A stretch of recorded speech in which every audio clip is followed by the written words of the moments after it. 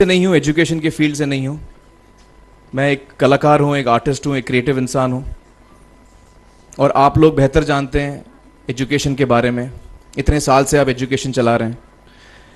पिछले कुछ साल से मेरा अनुभव हुआ है, चूँकि मैंने कुछ फिल्में की हैं। एक फिल्म थी तारे ज़मीं पर, और अभी हाल ही में मेरी जो फिल्म आई है 3 इडियट्स, ये दोनों फिल्में एजुकेशन के टॉपिक पर हैं।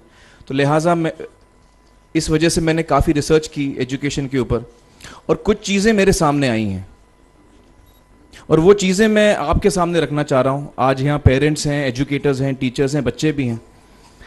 हो सकता है पता नहीं मैं कितना सही बोल रहा हूँ, गलत बोल रहा हूँ, लेकिन मेरे कुछ विचार हैं जो मैं आपके सामने रखना चाहूँगा एजुकेशन से जो जिनका संबंध है। और वो ये कि सबसे पहले तो हर बच्चा ख़ास होता है। ये मैंने डिस्कवर किया अपने रिसर्च में। हर बच्चा ख़ास होता है।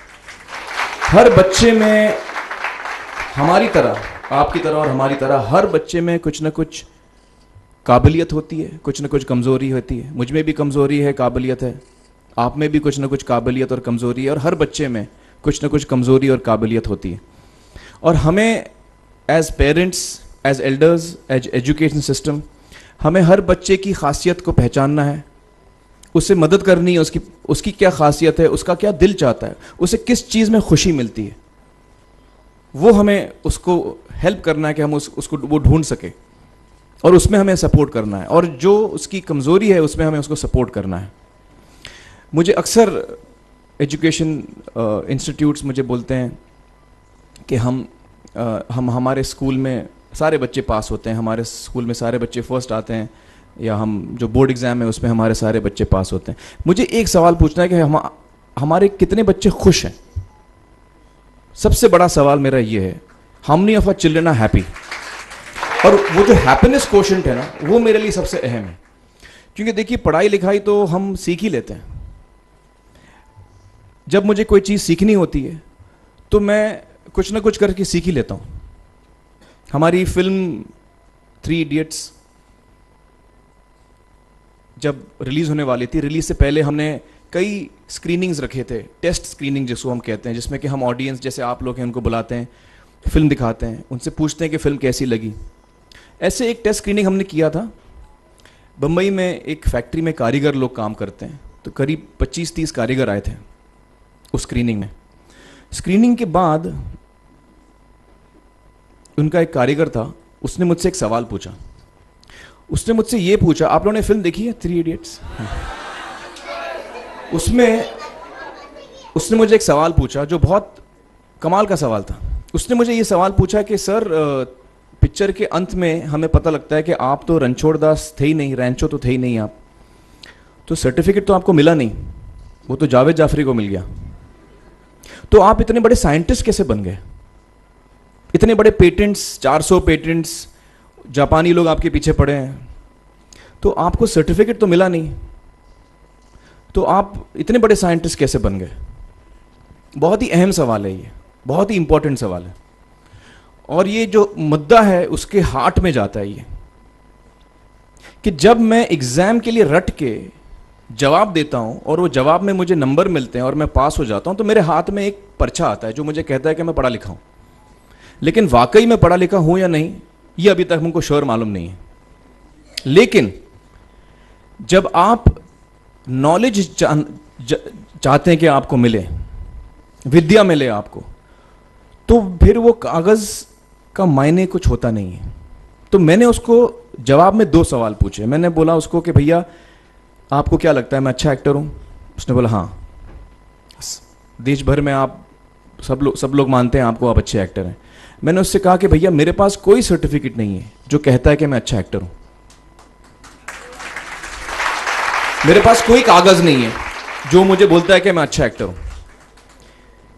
मैंने फिर उससे एक सवाल पूछा कि मैंने सुना आप बहुत अच्छे कटर हैं, आपके जो बॉस मुझे बताते हैं कि आप उनके मेन कटर हैं और आपकी बड़ी इज्जत करते हैं वो, आपके पास कोई पर्चा है, सर्टिफिकेट है जो मुझे बताता है कि आप कटर हो?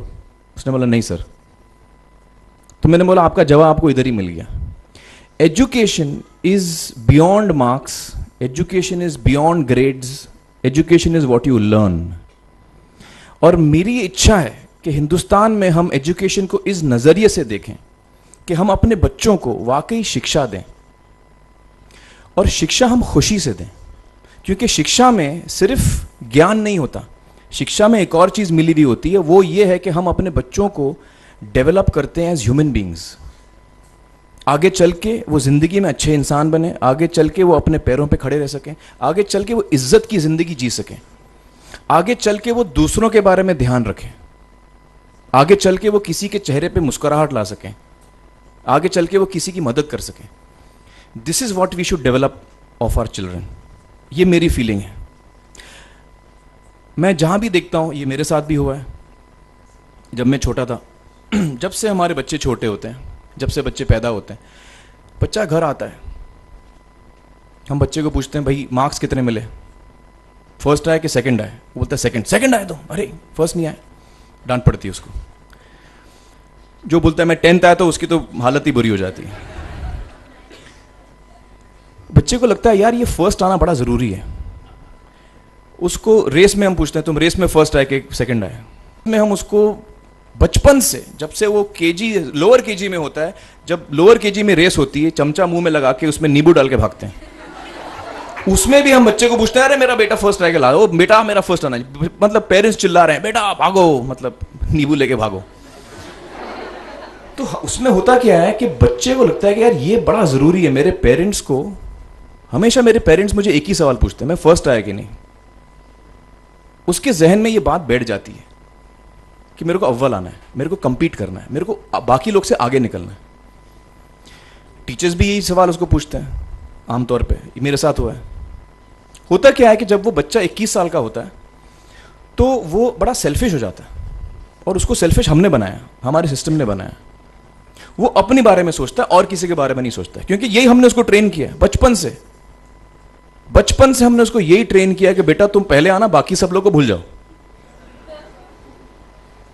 तो जब वो नौजवान बनता है तो उसका नजरिया सोसाइटी की तरफ यही हो जाता है कि भैया मुझे आगे बढ़ना है, बाकी सब बाय हुक और by crook I must succeed, I don't care about anybody else.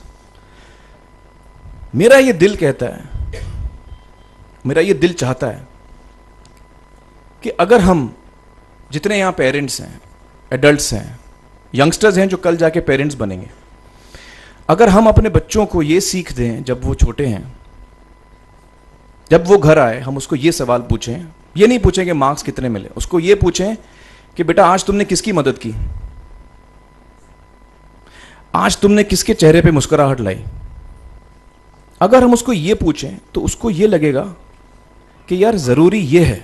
मेरे पेरेंट्स मुझे हमेशा ये पूछते हैं, मार्क्स का तो कभी पूछते नहीं, वो मुझसे ये पूछते हैं कि भैया तुमने किसको हेल्प किया आज।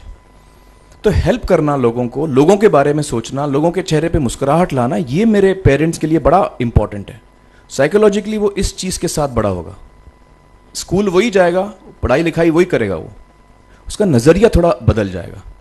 जब वो बच्चा नौजवान बनेगा, 21 साल का होगा, और सारे बच्चे उस उम्र के जब 21 साल के होंगे, हमारी सोसाइटी चेंज हो जाएगी।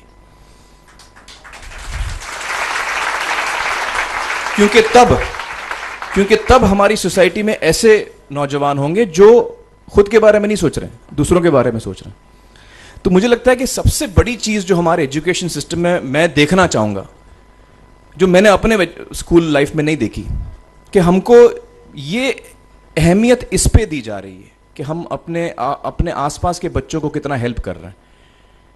ये एक बहुत बड़ी तब्दीली अगर आ जाए तो मुझे लगता है कि हमारा देश बहुत सुधर सकता है, बहुत बदल सकता है, हम बहुत